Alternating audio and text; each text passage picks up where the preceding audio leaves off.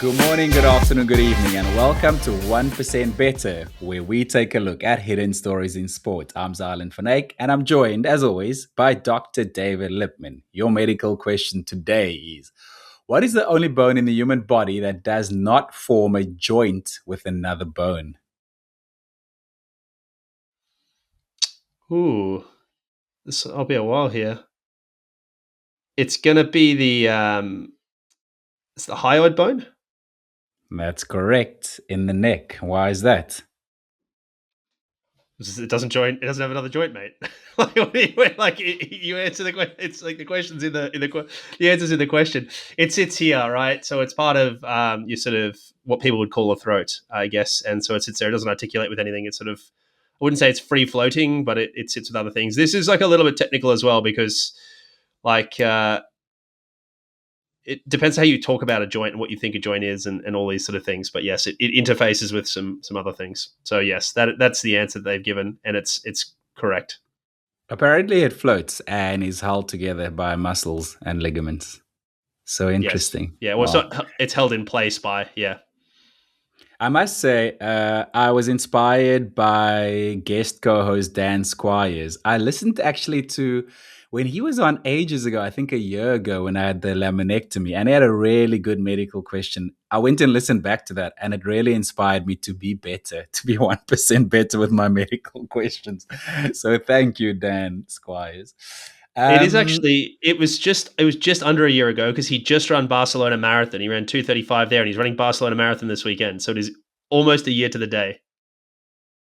yeah, that's not interesting. That is I'm interesting. just I wanted to give him teasing. a shout out and say thanks for coming on and good luck for Barcelona. You should try it, mate. It's called being nice. What do you think he's going to do there?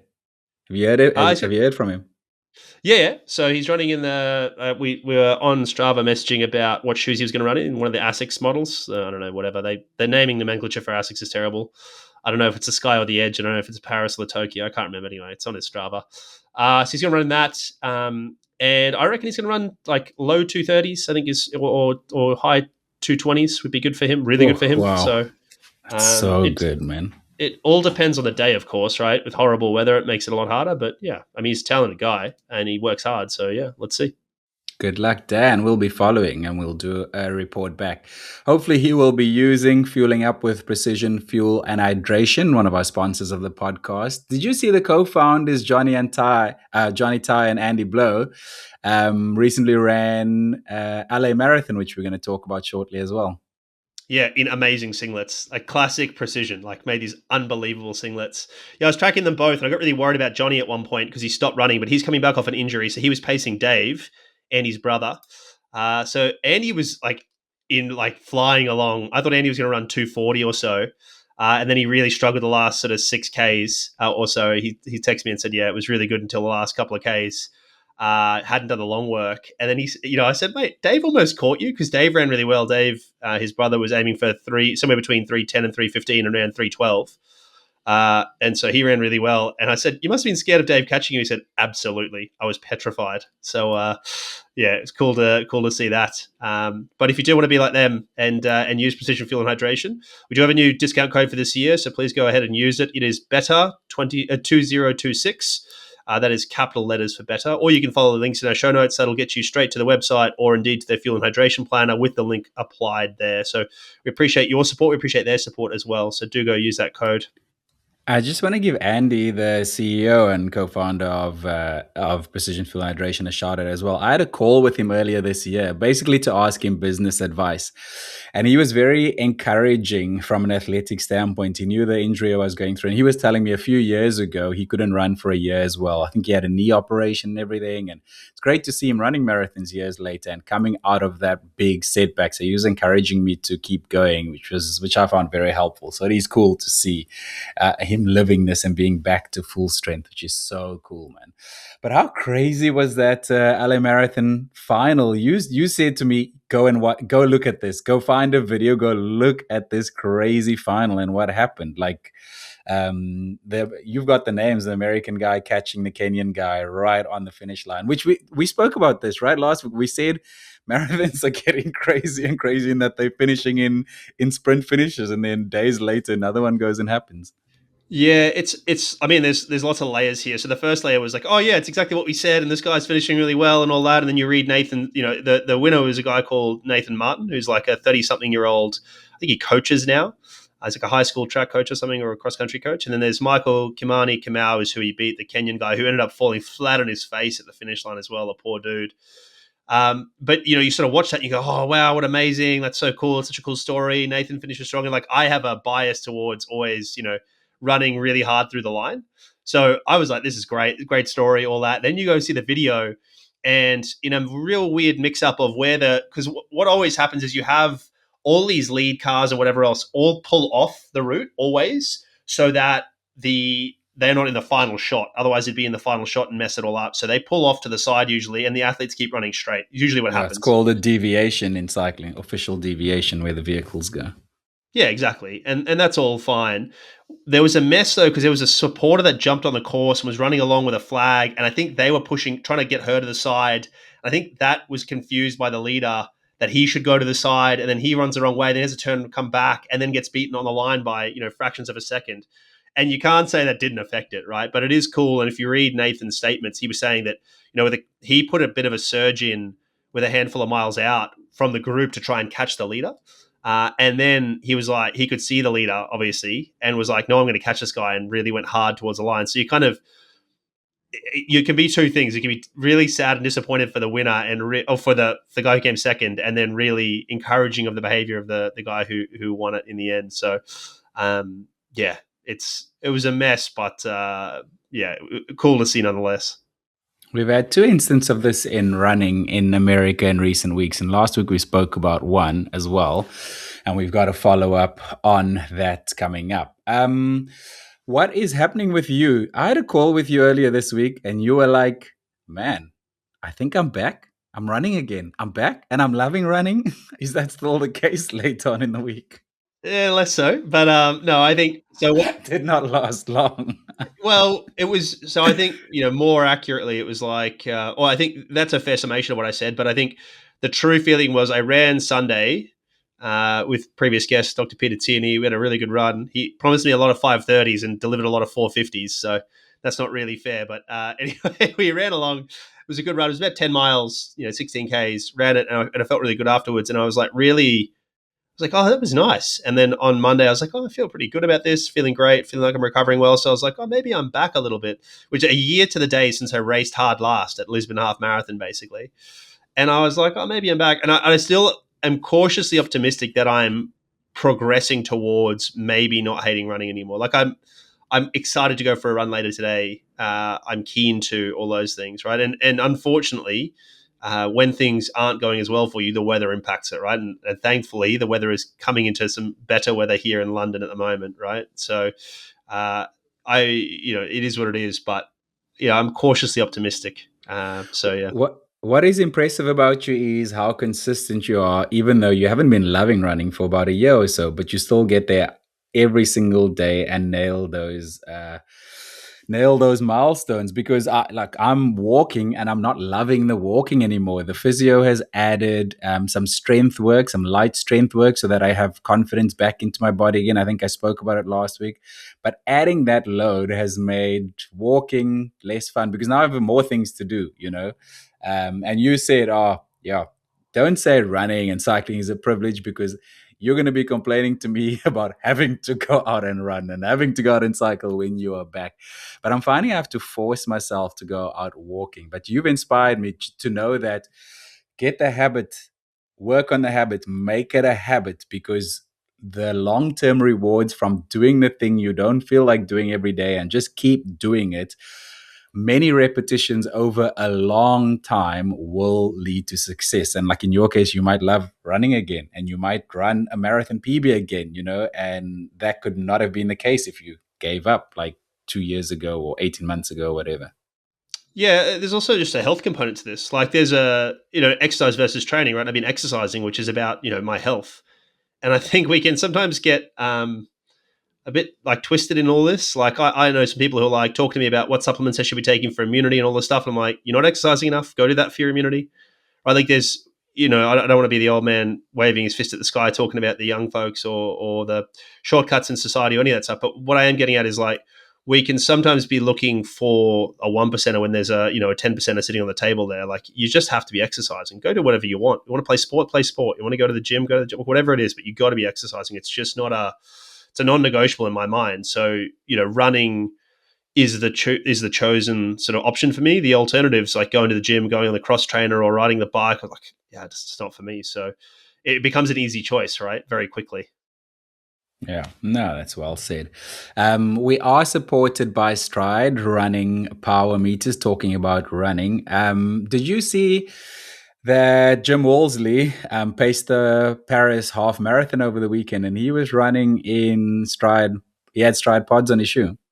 Yeah, it took me a while to work out why he was. I couldn't work out why he was pacing it. Then you mentioned a couple other runners, Emma Pallant, Ellen Brown, even, and Jan Frodeno run it. And I was like, oh, it's a Hoka race. That makes sense because it's actually a French brand, and so he would have been there pacing. He paced a 65-minute group, ran 64:55. Perfect, just a metronome. That's unbelievable.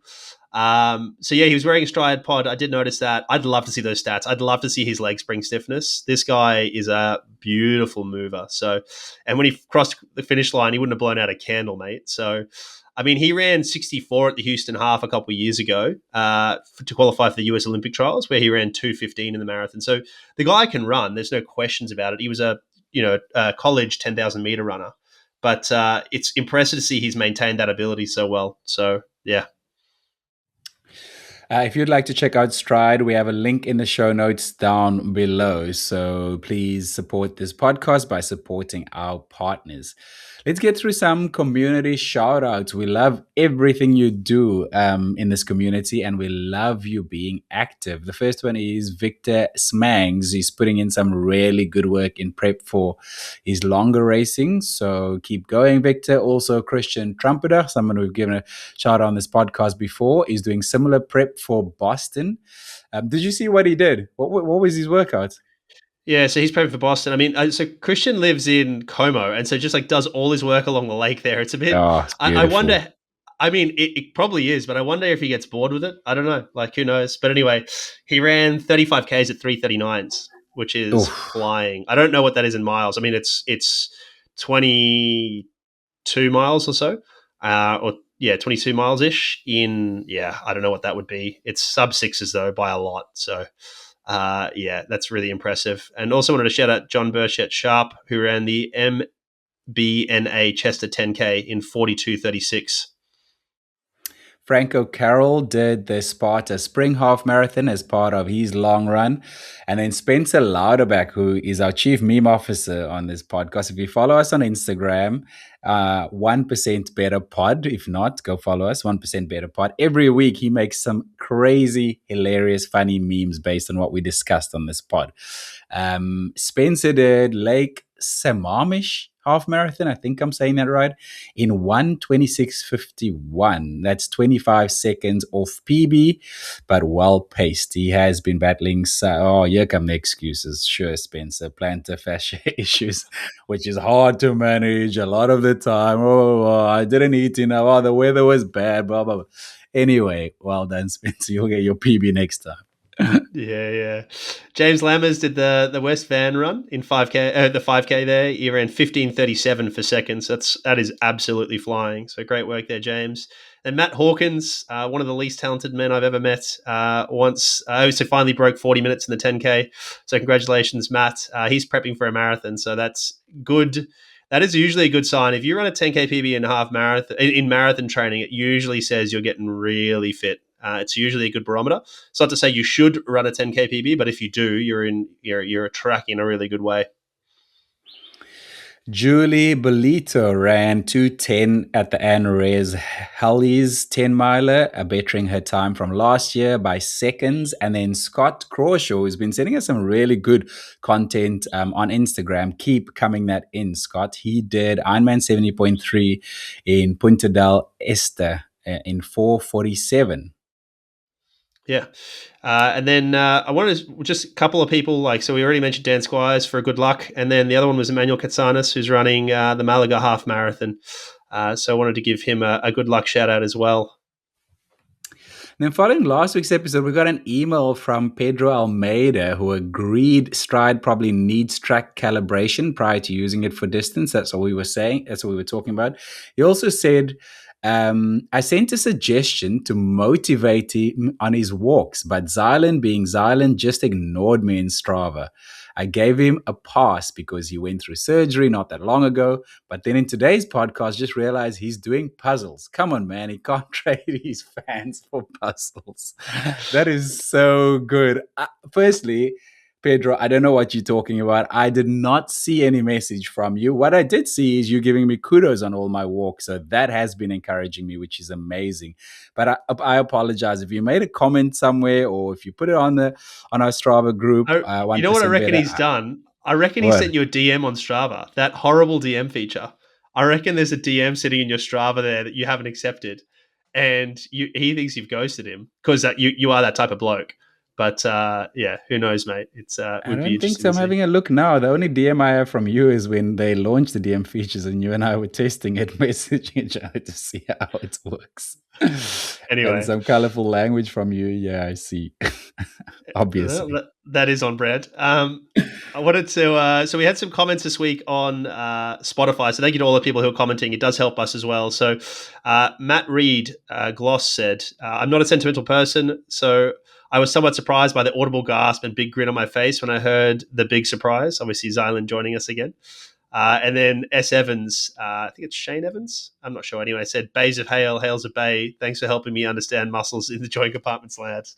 Classic. Good to see you back, Island. So that was Hay Bales that we were struggling with last week when we were talking about the fascia for compartment syndrome for Lindsay Vonn. I And love then that. one more comment there that I'll leave for you, mate. This is from Jakim Rensholt. I think you've met in person and have gone for coffee with him. He says, this pod has been my number one since I started listening 2 years ago. I'm really inspired by both of your career paths. So, Alina, I've especially related to your story. I've dealt with chronic lower back/hip pain for over a year, which has kept me from basic things like sitting through a meeting or social event. Not least from doing any cardio since the pain started, crying emoji. I had hip and how do you say this? Scopathy? Arthroscopy. I still can't say it. For a labral tear yesterday and find huge inspiration from your reflections and approach to getting back to life. That's a really cool message. I was reflecting on that comment when it came through. You and I are often just talking away, yeah? And we share about ourselves, sometimes with imposter syndrome, thinking this is self indulgent. I don't know if anyone wants to hear this, but I think it helps being vulnerable. I always forget that people actually do listen and they do care. And hopefully, we are helping someone get 1% better every day. So, Joachim, thanks so much for your message, man.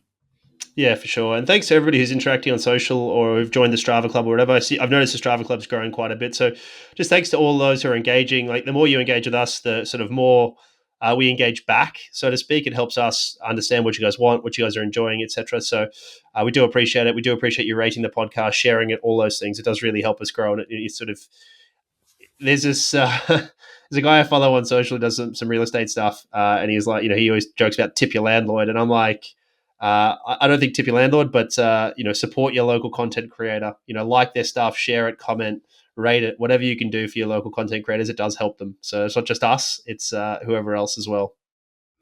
That's why I feel so bad about Pedro Almeida's message, man. I'm going to have to go find that message. What I will say to you, Pedro, is I did complete another puzzle last night, 1,500 pieces, and it looks bloody amazing, man. I need to get onto the next one now, so I'll probably keep ignoring you. Jokes. I really didn't see your message.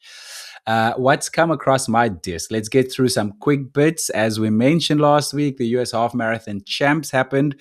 There was a mess up with some of the leaders getting sent the wrong way on the course. There is an update from last week. I saw that they put out a statement, which we also shared on our Instagram as a story. But you've been following up on this all of last week.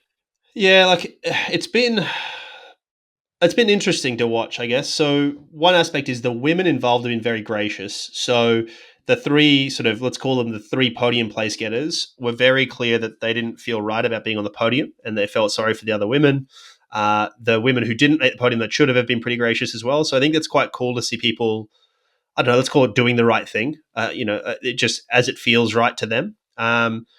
It's there's the organization came out and said, "Oh, we're going to pay them prize money," which I think is the very least you could do. I think that's pretty fair. Like, go for it. We mentioned though that there was lots of other aspects here, like in terms of making teams, what that had implications for contracts, podium places, what that had impacts for contracts, etc. Um, you know, we'll see how this all shakes out in this context. But one of the things the organization are doing are trying to get all 6 women sent to the World Championships, which I think is pretty spineless from them.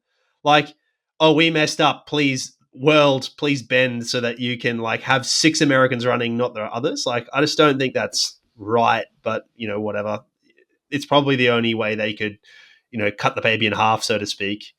Uh, Interestingly, if you read the statement, it didn't quite sit right with me. I mean, they tried their best to do a good job with the statement, but I got a bunch of training in medicine around how to say sorry, because there's actually really good evidence that if you apologize for a medical error, you won't get sued, which is the exact opposite of what you want to do. You want to pretend that the error didn't happen so you don't get sued, but actually it's the other way around. And to be fair, I was practicing in Australia where no one really gets sued, whereas in America it's a very litigious society. Lots of doctors get sued all the time, etc. So, but the key components to an effective apology in medical context is be prompt and truthful. So tell the truth and come forward ASAP. Don't wait for all of the facts. Come out as soon as possible. Don't lie about it and don't speculate, but just come out as soon as possible.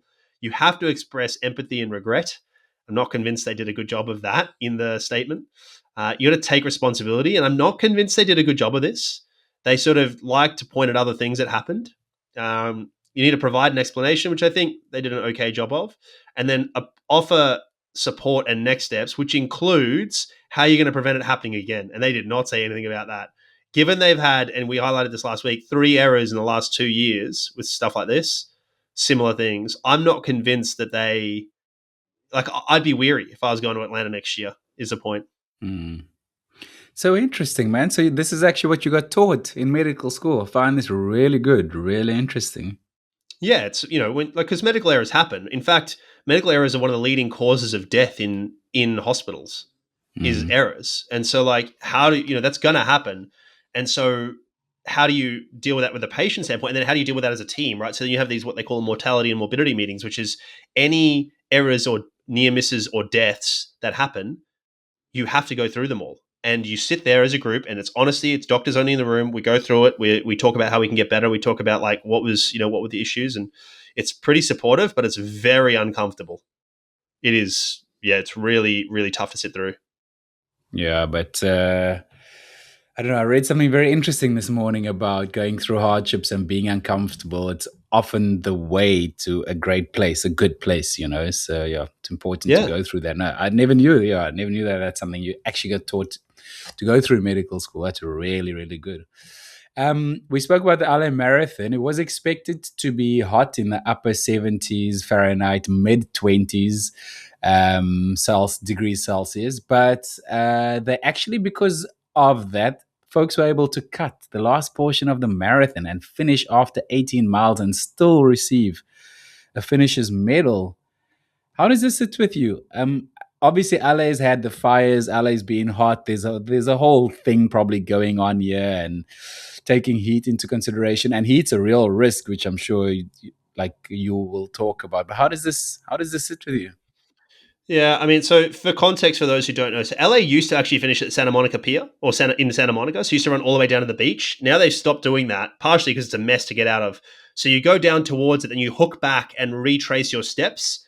And for the last a bunch of miles, so let's call it, you probably go out 4 miles and back 4 miles, so you do sort of this 4 mile out and back from the finish line, so you finish in Century City, right? For those who are playing Cape LA, Town, Cape Town Marathon is similar. It's horrible because you can hear yeah, the music at the finish line and you just want to finish already, but now you got to leave and then come back again. it is the hardest thing in any running. I've had it in many races. It is brutal. Gold Coast Marathon's the same. You pass the start line at 30 kilometers, which is just a horrible place, which is right around 18 miles actually, similar. Anyway, so that's the context here. Is people could basically pull off the side there and grab their medal. I don't like it. I happily give them a different medal, happily give them a different finish or something like this. But like, you can't say they've run the marathon. They haven't run the marathon. Like, I don't want to gatekeep it and say that. And 18 miles is still impressive.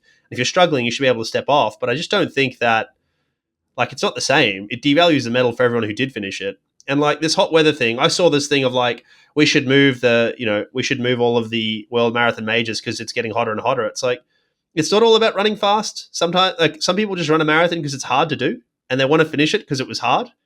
And so there's adversity, and you should be ready for hot weather and all those things. Yes, it's a safety issue, but if it's that big a safety issue, should you be running the marathon to start with?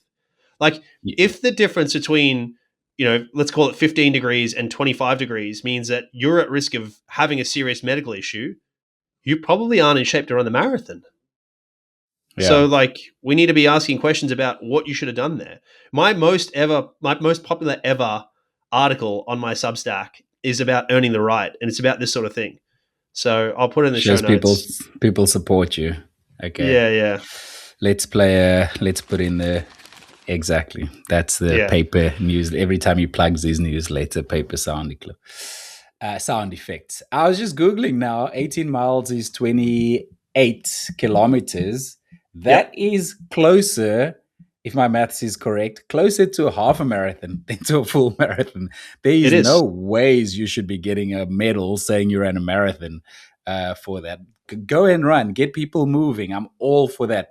Pull people, of course, if they feel like the heat's getting to them and it's not going to work, but don't get a medal. To me, it seems like the organizers took numbers and incentives and entries and revenue into account here to incentivize people. But come on. I'm not going to say the haves and the have-nots and have an exclusive club here by saying real runners know what it is. Real runners, blah, blah, blah. But honestly, you should get a medal once you've run a marathon. If you haven't run a marathon, you don't get a medal. It's as simple as that. As I said, different marathon, like different medal. It's fine. Yeah.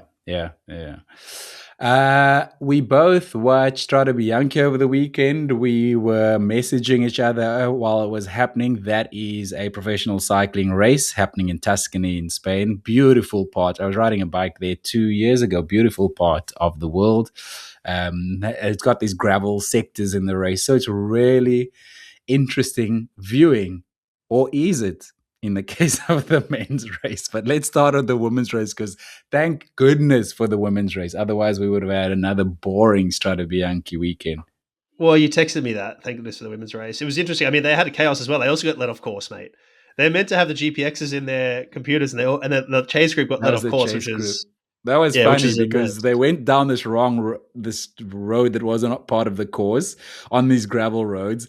They got to like someone's house. They ended up in someone's garden virtually, and these people were like, "What are you doing in my garden?" And it's like some of the best bike races in the world. They were filthy too. So yeah, you feel a bit bad for that. I mean, Strade Bianci, part of the reason I think Strade Bianci is cool is because it's chaos, because you have these gravel sectors, you have punctures, you have all these other factors that create chaos, right? And I talk about this a lot in running, is like a flat time trial is boring because we kind of either know the outcome and there's not much jeopardy, whereas a hilly course or some other aspect creates a level of jeopardy. So it's nice to have these things that happen in bike races, not so much being let off course, but more like the gravel sectors that created chaos. Tom Pidcock, for instance, the men's race was having heaps of mechanicals, which made it really his interesting. chain fell off twice on Santa Maria, which is usually the decisive gravel sector. Yeah, so the women's race was really exciting to watch it happen. It was a crazy finish. There was a sprint finish at the top there. Just really, really good racing. It's nice. For so long, SD Works were just a super team, right? And they were unbeatable. And then that's all dispersed. They literally have almost nobody left. So all that talent's dispersed. And now we have a bunch of really good teams that are, all in contention all the time, which is really fun to watch. Man, Elise Chabi won. I worked for a general manager who had a team together years ago, a women's team in Switzerland. And this guy's unbelievable at talent identification, probably one of the best in the business. And every time a rider comes through, I remember, oh yeah, he discovered her. Oh, he found her. Like he found Elise Chabi. Like no one in cycling knew about her. Marlon Royce, he found. The names just go on and on and on. So kudos to Elise Chabi who won. Fun fact, she's a doctor as well. She's got a medical degree. I'm pretty sure she went to the Olympics for whitewater rafting as well. Oh, yeah, I think so. Yeah. I think so, actually. Those people, mate. Those people who just good at everything they've ever done. I hate them.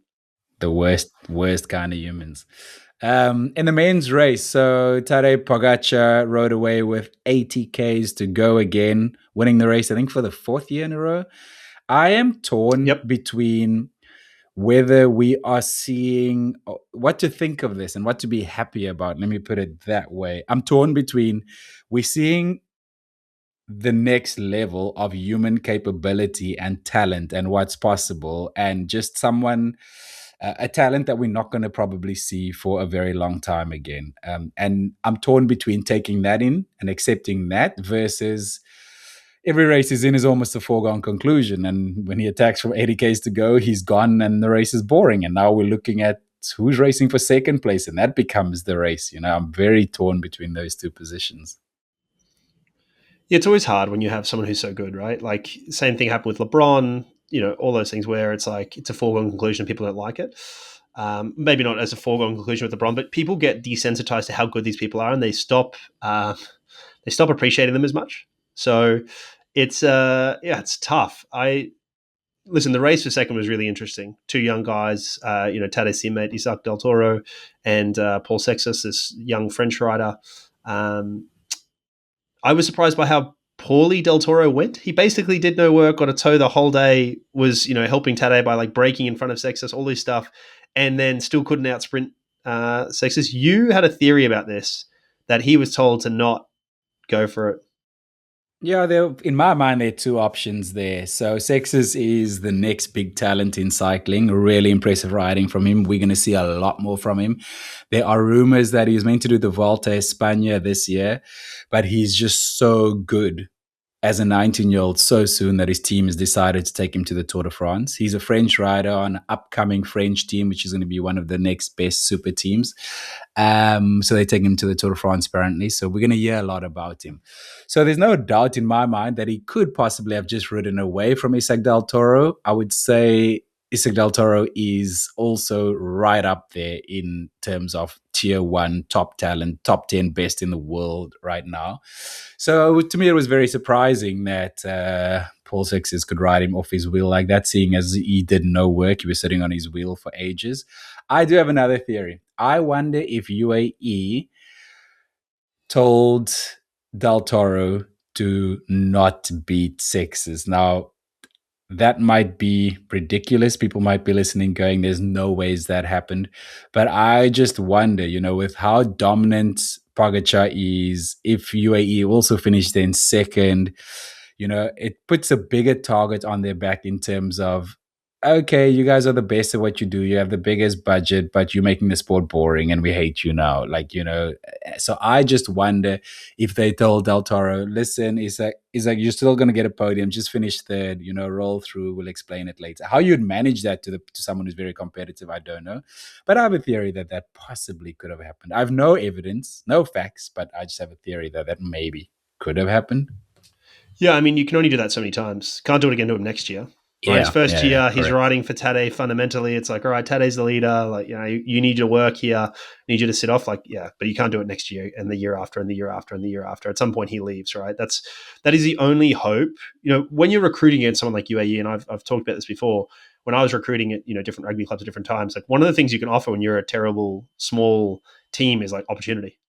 Come here, you'll be the superstar, right? Yeah. And so you can get. Isaac Del Toro can go somewhere else because there's opportunity. Like that's the only way you get him, because you're not going to pay him more, and he's not going to win more with you, but he will be the big guy, right? And so that's the only way you get them. Yeah, he is their leader now in Tirreno Adriatico. Days after that race, same race organizer. So that's probably his focus. His next focus is to win that race. He's the sole leader there. I think he moved into the race lead yesterday, if I'm not mistaken. Let's move on to triathlon. Ironman New Zealand. We both said last week that we were going to watch it.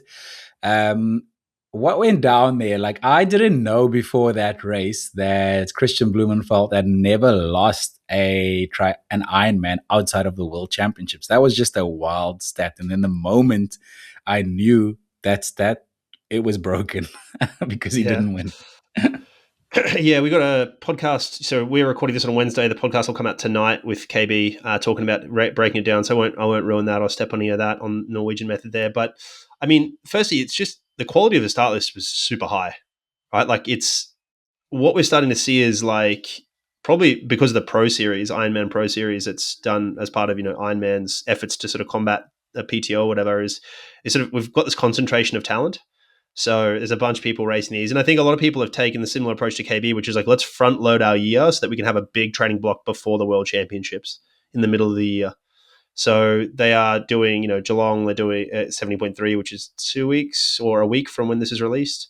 Plus, then they did, Ironman New Zealand, all those things to try and get them out of the way, so to speak. And so, yeah, you saw a bunch of this. Geelong 70.3 start list, I saw it this morning, crazy as well. So it's cool to see these, serious races like this with serious contenders. So KB had a Especially in that mechanical. part of the world where it's not easy to get to. Yeah, I mean, you have to place that at one end of the year so people can sort of travel in and travel out. But yeah, KB had a mechanical at his handlebar, his front aero bar came off, and then bad day in general after that.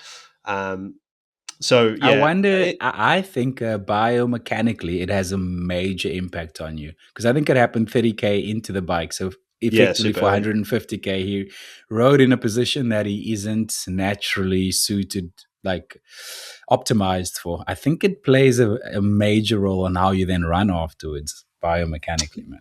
Yeah, I think so. I think he maybe just didn't have a good day either. Like that happens too. Like we're just so used to him having a good day every time. Sometimes he doesn't. Right, and as the sport evolves, you need to have better and better days. He is good, but he's not magnitudes better than everybody else. So as a result of that, you do have to have a pretty good day. You can't have a bad day, right? If they have their best day and you have a bad day, you still lose, right? So there is a crossover point there at some point. So, but it's interesting to watch the concentration of talent, given that Ironman's model is still a mass participation model. I think it's smart to concentrate pro races in certain areas, so you don't have them everywhere. Or the ones you have elsewhere are smaller. But it's also crazy to think in the men's race, like so on the women's side, to do it justice, Kat Matthews got like just dominated all day long. Like she went from like under tape, no one was surprised. Like again, the inverse of what we saw at the Strade Bianci, where like the men's race was really exciting, the women's race was really boring. So Well, no, she didn't. She had to catch up on the bike. She came out of the water slightly down the field and had to ride through the field. What yeah, was my didn't take her long. what was my moment of the race was when the men's leader, I can't remember who it was now. At some point, they were on the course together and they ended up running together. He Yeah. caught Scott Matthews and she was like, "Oh, I'll run with you for a bit." And then they ran together for a bit. That was super cool. She talked about that in the pre-race with KB, with Christian Blumenfeld. It ended up being, I don't know who it was at the time. It might have been Kyle Smith at the time. Or was it, had he blown up already? I can't remember. But um, so I think it's just crazy in the men's race that like a bunch of guys ran 2:35 off the bike. Oh, it's just becoming the norm now. It's like And it's becoming, not a oh, flat course either. Like yeah. it's wild. Like you're going to probably have to run 2:30 something in Kona this year. Like that's Wow. mental to think about. So We're going to yeah. talk about the influence of advanced footwear technology, by the way, in a second. So stick around for that. Talking about faster running times, should we move on to Lisbon half marathon? Yeah, let's talk about it. People are just So getting faster and faster. Another record gone there. well, there's a little bit of nuance here. So Jacob Kiplimo broke the record and he ran 57:20. And really astute listeners would be like, hang on a second, he's run faster than that. So this 57:20 is 10 seconds better than Yomif Kajelcha's record.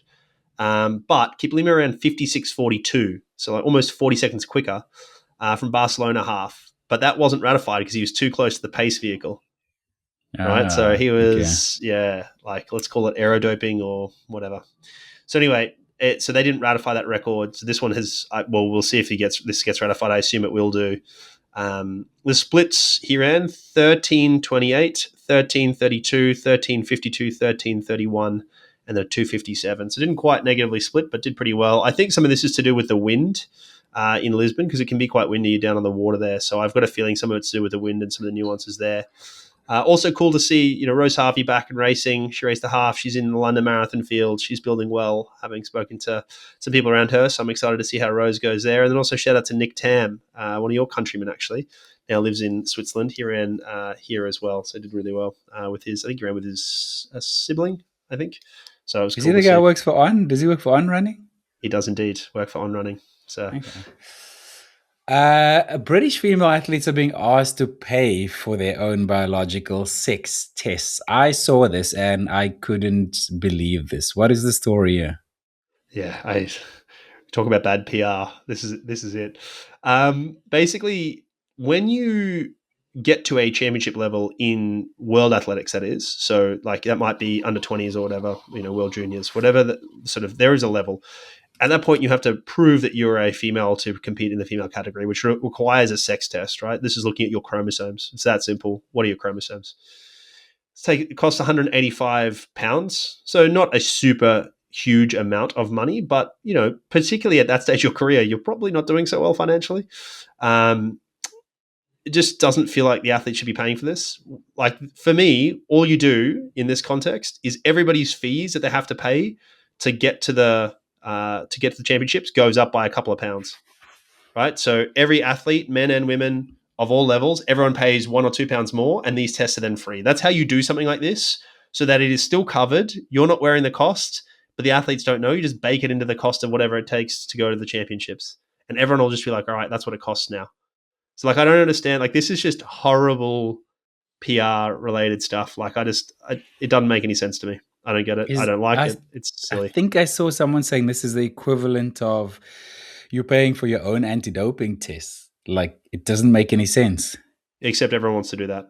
Everyone would love to pay to get tested more frequently to prove that they're clean more frequently. No, but not at your own cost. And ultimately, Well, maybe like people you are say, offering to you're do that. We've talked about this where people offer to get tested and you can't do that because of conflict of interest. So the brands are now coming in and doing that, paying for them on behalf. Remember, we talked about Sebastian Sawe last year in Berlin and Adidas mm, paying for it, and we applauded them. So most people want more doping tests, right? I understand the corollary they're trying to draw, but the thing is, people want to be proven to be clean, so they will pay for those tests in a way that this test feels a little bit different. yeah, no, okay, I get that. Yeah. Grayson Murphy has signed with Salomon. Now, why did you bring this up to me? This seems very, very interesting. Yeah, so Grayson, just for context, for those who don't know her, she's an American. She runs roads and trails, generally the shorter stuff, but she does both. She's got multiple podium places at World Trail Championships, so she's a good runner. She's been with Saucony for I don't know how long, quite a while. She goes by Racin Grayson on the Instagram. That's Racin, and then Grayson You sound Bianci, so old, man. On the Ayson. Instagram. I Okay, know, okay, I boomer. know, I know. On the internets, on the interwebs. Anyway, so she has just signed with Salomon. Now, this caught my eye for a couple of reasons. Firstly, it's a good get for Salomon because they're trying to go towards the roads. So getting someone who traverses road and trails is really smart for them because they're historically a trail brand, right? So that's a really smart pickup. But the kicker in all of this, the real cherry on the cake, is she's heavily pregnant at the moment. And when I say heavily pregnant, it's kind of binary. You're either pregnant or not, right? So, you can't be sort of more or less pregnant, except for she's quite far along. So she's already showing, for instance, I don't know, she'd be second or third trimester by now. Now, this is interesting because, I mean, she is still running a little bit at the moment, but a little while ago, women were losing contracts for getting pregnant. She's now gotten a contract whilst pregnant, right? They could have negotiated this, started it later, whatever, but they got her, got in early, and I think it's cool to see that we're there. Yeah, I just in the world. Kudos. Yeah, yeah. Kudos to them. I think we've made big strides in the world. In professional cycling, for instance, pregnancy clauses are now included in riders' contracts. They are allowed to fall pregnant without losing their contracts, which is great. That is just something that wouldn't have happened in the past. There's still a lot of work to be done. So, yeah, hats off to Salomon, man. This is really, really cool to see doing the right thing because women, we spoke about it off air, women traditionally get penalized in their careers, in their businesses when they fall pregnant, and don't get hit. Men don't get hit as hard. Those things don't get affected as hard when they have children. Super shoes. What is a podcast without us talking about super shoes? They have had an undeniable impact on the marathon, and we've seen them in Superspikes as well on the track. They pretty clearly helped the distance events too, but what about sprints? There's certainly been discussion of it, but do we have any research around it? I bet you do. Yeah, so I mean, this probably came up most prominently. It was during the hurdles. One of the hurdles, I can't remember who it was. My apologies. She was a very good hurdler. She was wearing the New Balance middle distance spike, which had quite a bit of foam, and that was interesting because historically, it's not about the plates in spikes. It's actually spikes have had carbon plates for a long time because you need something to put the spikes into, right? So, but it was the foam, right? And so there was extra foam in this middle distance spike, and she was wearing this in sprinting. And historically, sprinting spikes have just basically been like plastic and carbon and just really hard. So there was enough smoke there to go like, hang on a second, what's happening here? And sometimes when there's smoke, there's fire, or often. And so shout out to Trackademic on Instagram, Joel Mason. So he's the lead author on this. So this paper was called "The Influence of Advanced Footwear Technology on Speed Endurance: Ecological Evidence from a Sprint Training Session." Now, the key here is speed endurance is about your ability to maintain speed. It's not what some people would call strength. They would say, oh, it's a strong sprinter they can maintain. It's like, no, it's speed endurance, right? It's the equivalent of durability in sort of longer stuff or similar, right? Now, to be fair, this is also taken from this is just training data. So there is aspects there of maybe it's a little bit tainted, and then there's certainly, this was preprint when I read it, so it hasn't been reviewed yet, peer reviewed. But I think I like that we get this sort of stuff out there, because we say, oh, we don't have any evidence in elites, and then when someone like this tries to publish something in the elites, we often throw some mud at them. So I think it's good anyway. So we had 15 national and international level sprinters, so 8 were females, so a nice mix of men and women at a good level, right? Basically national championships or above. They completed 2 like randomized counterbalance, which basically means they did these sessions randomly in different fashions. So some of them did one first, some did the others first. So one of them was 3 by 120, or sorry, they were both 3 by 120 meters sprints with 5-minute recoveries, which sounds ridiculous to an endurance athlete. This is hard for a sprinter, and it's like, if you do it properly, it's not easy for you to run fast in general. So basically, in one session they had your Superspikes, and in another session they had traditional spikes. They were all New Balance spikes. I don't know the exact models, but yeah. So again, some of them did the one with the normal spikes first, some of them did the other one first. So they looked at gait characteristics, particularly what we call spatiotemporal characteristics. So that's like stride lengths and frequencies. They looked at them in the 100 to the 110 meter segment. So you're looking at already with a lot of fatigue, but not with the finish, right? Because if you've got 120 meters in there, that's sort of the finishing, and it's a bit different. So looking at the 120 meter time, performance was 1.7% faster with the super spikes, right? So that was equivalent of 0.24 of a second, which is not nothing, right? That's less than the 100-meter sprint was won by in the Olympics. That's probably about the difference between first and 10th in the Olympics, given how close that was. Wow. And performance is better in every repetition as well. And the range was 1.56 to 1.88. So it probably got more with more fatigue, I would suggest, but it's speculative. In the 100 to the 110 meter segment, step length was 1.9% longer in general, right? So again, you've got increased step length. These are the first experimental evidence that these sort of spikes extend benefits beyond acceleration and maximal velocity phases to fatigue-affected conditions, basically, right? So I think part of the increased stride length is just to do with the height of the shoes, right? So you've got an extra X number of millimeters. That's going to increase your stride length. Just your leg is longer now, so your stride is longer. Yeah. That is part of it. It's not all of it, because remember, we're not walking where you have a double stance phase, right? And so the difference between walking and running is there is a flight phase where both feet are off the ground and there's a double stance phase in walking. So walking has both feet on the ground at one point and always one foot on the ground. Whereas in running, you only ever have one foot and there is no feet, right? So in walking, shoe height makes a bigger difference as a proportion of stride length, right? But certainly I think it's part of it here. But I also think this is, just shows the effect of the foams and the interaction of the foam and the plate to see a benefit here, particularly with respect to less fatigue of smaller muscles in the foot and ankle, right? Which is then going to manifest in better speed endurance or better durability or something like that. Do you think this will lead to what we're seeing in the marathons in the sprint, 100 meter, 200 meter distance, where it's going to be increasingly photo finishes and just closer and closer to... Well, I mean, they already are for the most part. Until you have an Usain Bolt who like blows everyone away, they're pretty close. I mean, if you look at the Paris final in the 100 meters in the men's, it was like the closest ever from first to 10th. I'm not sure if that's a result of the spikes or just because spikes are a part of this. But if we're talking about 1% difference in stride length only, when we think about the contribution of stride length to a win, it becomes a fraction of a percentage. So then you go like, probably whether the guy's in a good mood or the girl's in a good mood or what they ate has a bigger impact than a fraction of a percentage on this. But it is part of it, right? This is the marginal gain stuff that Ineos made famous, right? When they were Team Sky, it's like all the little percentages we can find everywhere, and we try and go find them, and then it creates more consistency and more performance. So yeah, like, could this be the difference? I don't think it's gonna be the difference, because it becomes an equalized factor. Everybody kind of has these now, so now just it's probably the reason that the 10th place is getting faster.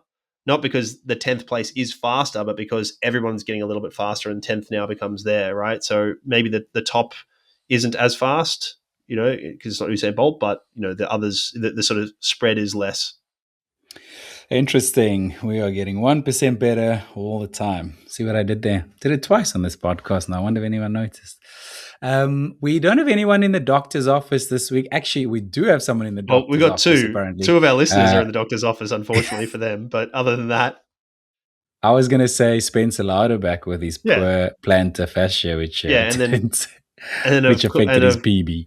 And Joachim Ronshalt as well with his hip, his poor old hip labrum. But we'll leave those two. We're not gonna make it public for you. But happy recoveries to you both, Spencer. Good luck, because it's a bit of a nuisance to manage. I made that note. You didn't make that note on Strava, despite Woods Island Red. But it can be a bit of a nasty one to manage, because it's hard to deload your legs. We can't get you off your feet properly. Whereas if it was your shoulder, it would be easy. Just use it less.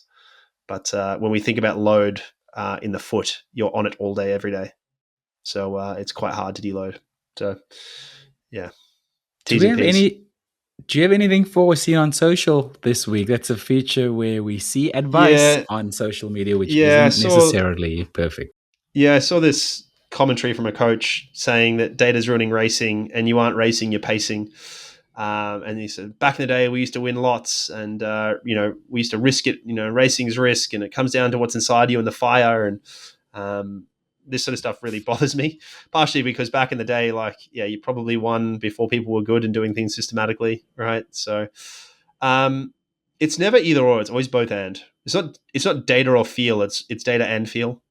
It's always both and.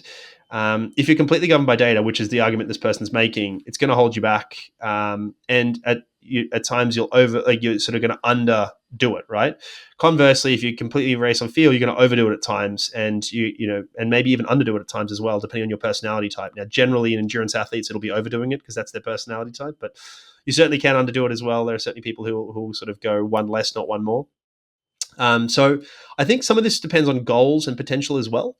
So if your goal is top 10, and that's a stretch for you, then you'll need to be smart and race it and pace it, right? So thinking about Kona, someone who goes listen, top 10 be good for me this year, they should be pacing it.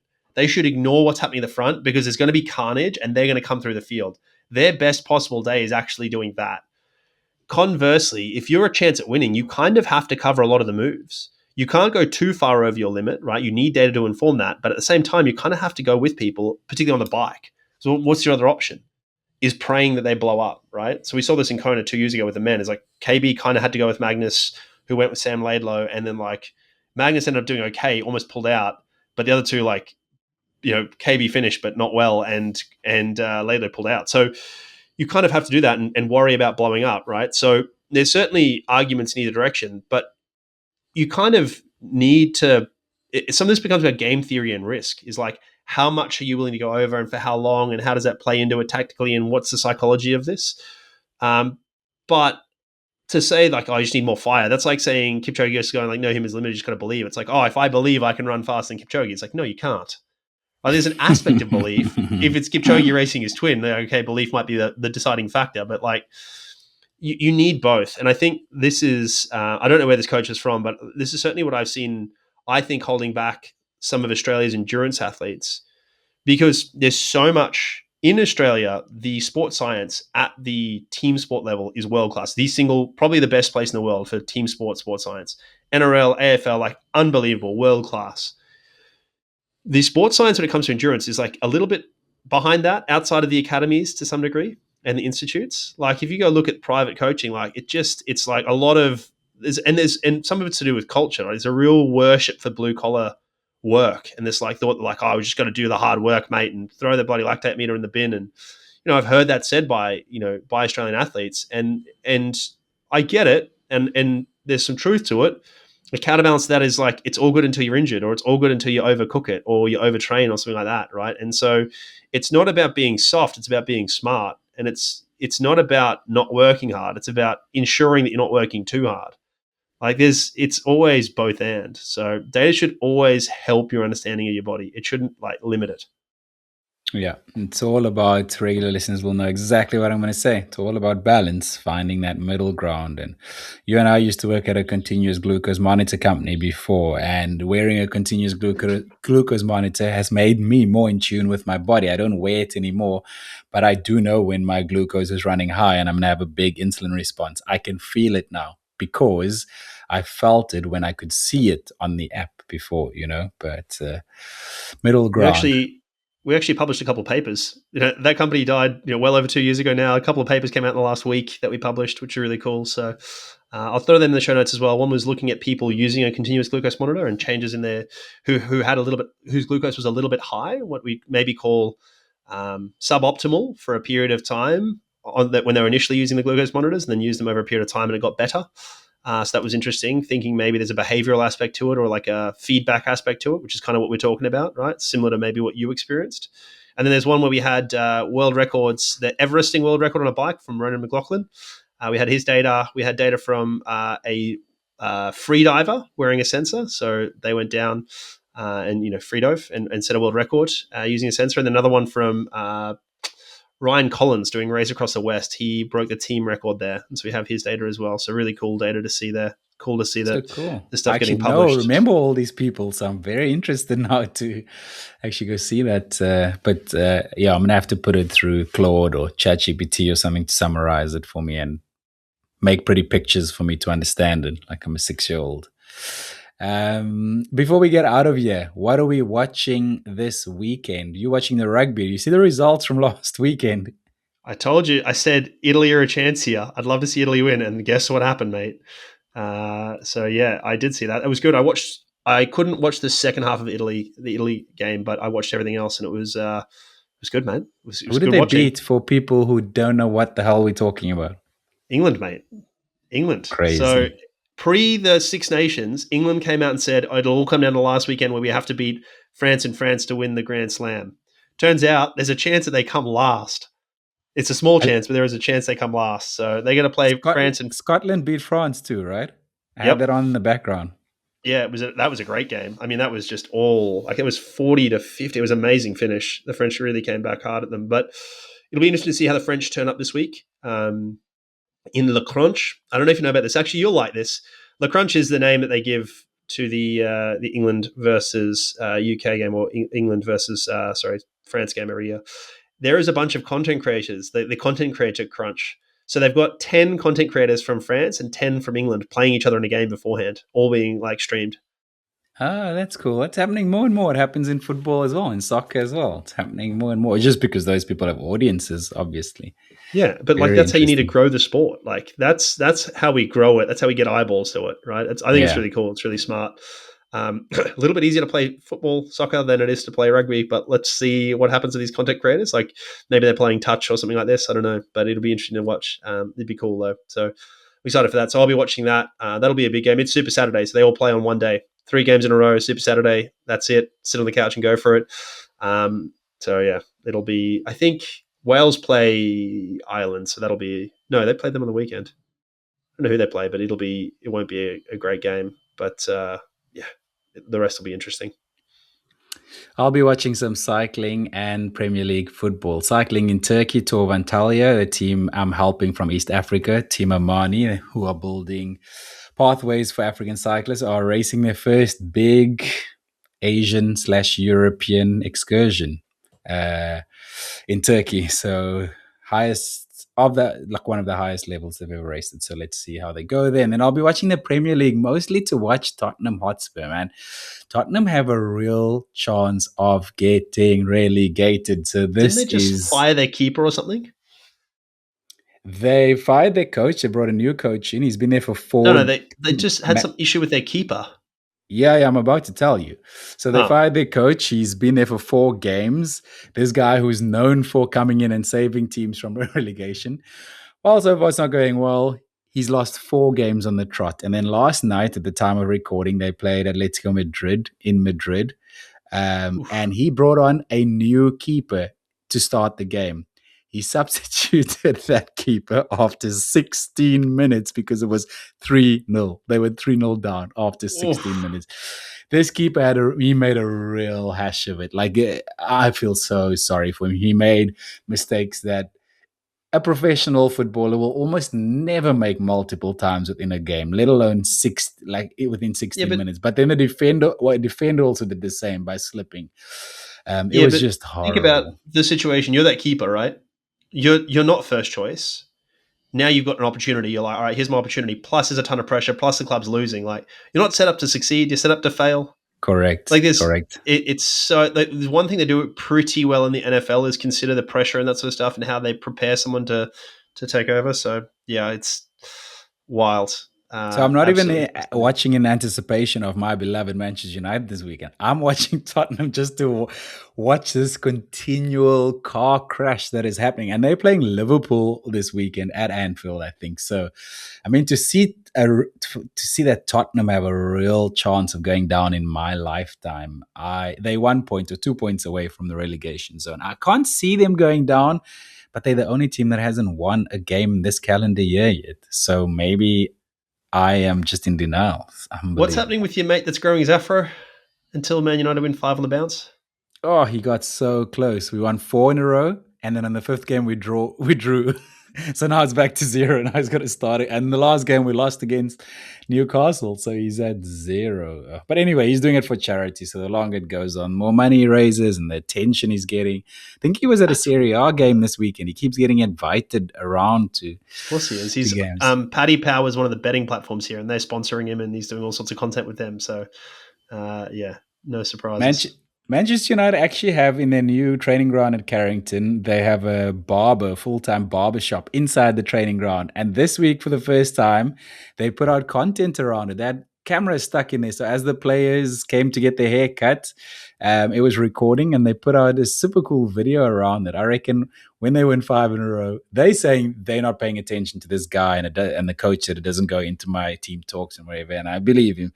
But I reckon when he does get his haircut, it should be inside that barber, inside Carrington there. That's where You it can should do that happen. without it being the team doesn't have to be involved in that. That's the social media department. Like, hey mate, we have a barber. When this happens, we'd love for it to be at our thing. You don't take Yeah, like it's not the yeah, team that the team doesn't know about it. The coach doesn't know about it. It's just like this is the content that happens.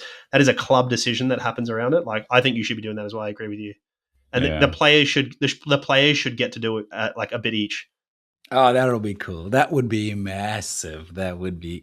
They'd raise more money for charity than if they don't, I reckon. Like, that's a huge Yeah, opportunity. exactly. It's like pay for or pay for if the players pay a certain amount, they get to give them whatever haircut they want. The truth is, though, that can't be made public now, and it can't be a public discussion now from Man United because the longer they don't win 5 games in a row, the worse it Oh looks on them. But anyway, winning 5 games in a row is not easy in football anyway. no, But yeah, they're running out of games now. I think there are 9 games left for the season or something like that, 10 games. So they're running out of time, this man. poor dude. Yeah, Poor yeah, dude. he He might might have to end wait up. another year. Oh Yeah, I might end up in the Guinness World Book of Records or something. Anyway, let's yeah. get out of here. Manchester United can call us privately for more advice. We'll solve all their problems. Thanks so much for putting this together. A really, really good episode, David. If you're still listening at this point, we ask that you rate the podcast, share it with a friend, and please subscribe. We are out of here. We publish a new podcast every single Friday. We'll catch you next week. Thanks, mate.